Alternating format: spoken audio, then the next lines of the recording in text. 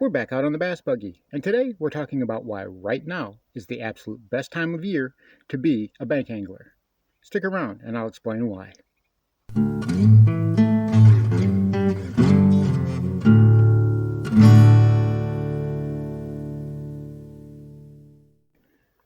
Welcome back to Lowbrow Fishing.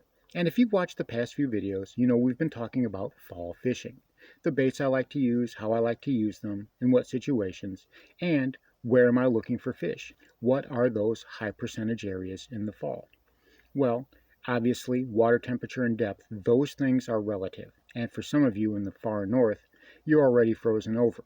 But for the majority of the country, water temperatures range from the 40s to the 70s right now. So as we go from the dead of summer in August and roll around through September and October and now into November, we need to learn how to adapt. We've got to remember that what works in August and September isn't necessarily going to work in November.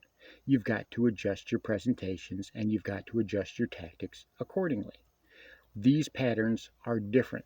It may be as simple as fishing from one side of the lake to the other. It may be as simple as fishing from one side of a creek arm to another.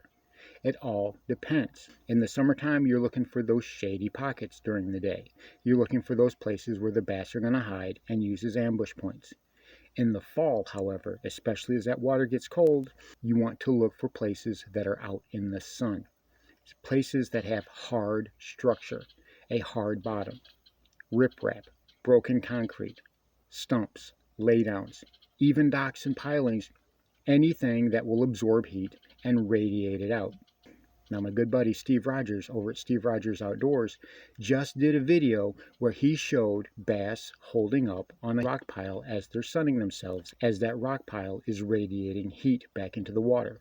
That video, which I will link down in the description below, is amazing. The underwater footage shows exactly what we've been talking about. There is a huge school of bass that is holed up on this rock pile, sunning themselves and trying to get some warmth. Now, are those fish going to stay there? Usually they don't. Usually they're roaming, but they find places to hold up. Now, one of the main challenges that anglers face in the fall is the fact that they can't seem to locate fish. They graph all over the lake chasing their tail, and they don't find anything. As we've said before, don't really worry about those fish that are on the move. Look for the ones that are in the spots that we've discussed. So why is a bank angler on par with a boat angler right now? Those fish are really close to shore. They're in the backs of those creek arms, in the backs of those pockets, pushing up shallow on shad, and they're feeding. They're really accessible from the bank. This is where I've been doing most of my damage.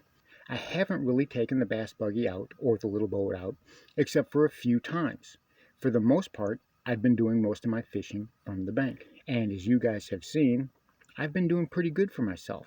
I've actually been able to catch fish every single time I've gone out, because I've been looking for those places we've been talking about, those places where the sun is shining and we have current and deep water access.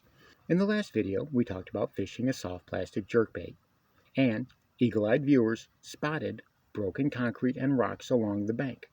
That is exactly the type of place that I'm looking for. It's right there along the bank, and I was able to access it from both sides. And varying my casting angles, I was able to catch fish from both sides. But that's because the fish were there, and I knew they were going to be there.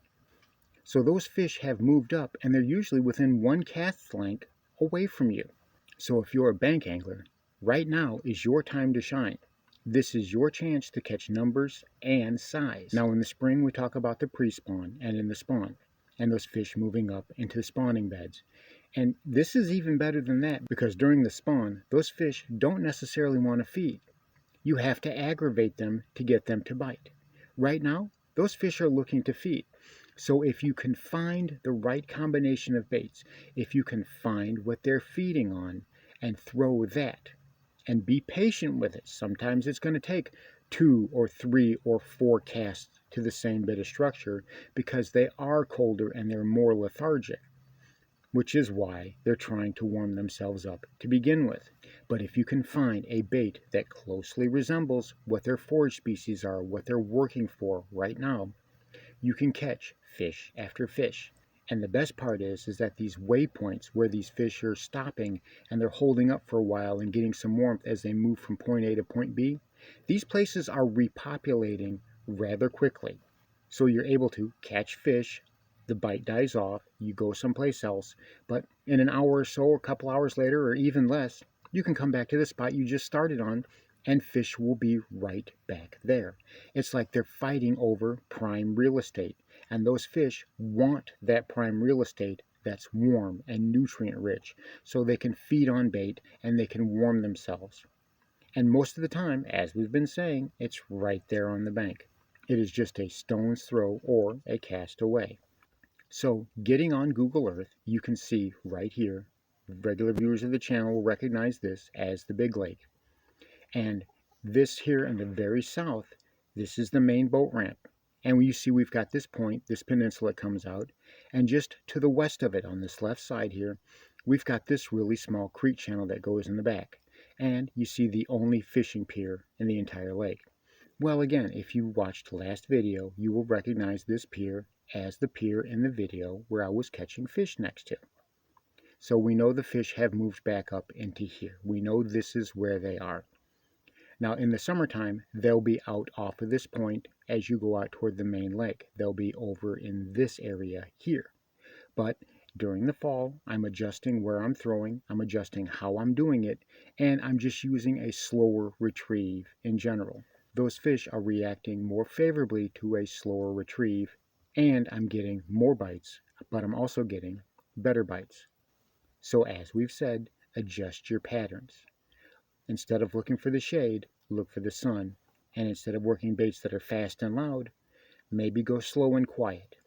Chances are you'll end up getting more bites and you'll end up getting bigger fish. So there you have it. Right now, you can get out there on the bank and you can fish just as capably as any boat angler. The fish are right there waiting for you to be caught. So put everything we've been talking about together. Remember, fall patterns are their own thing. They're different from summer patterns and they're different from spring patterns. But once you understand those patterns and you can repeat them year in and year out, you'll end up catching a lot more fish from the bank. And you'll be like me and you'll really look forward to the fall time of year. While everybody else is grousing and grumping, you'll be like, I can't wait. Thanks for watching Lowbrow Fishing. We'll catch you in the next one.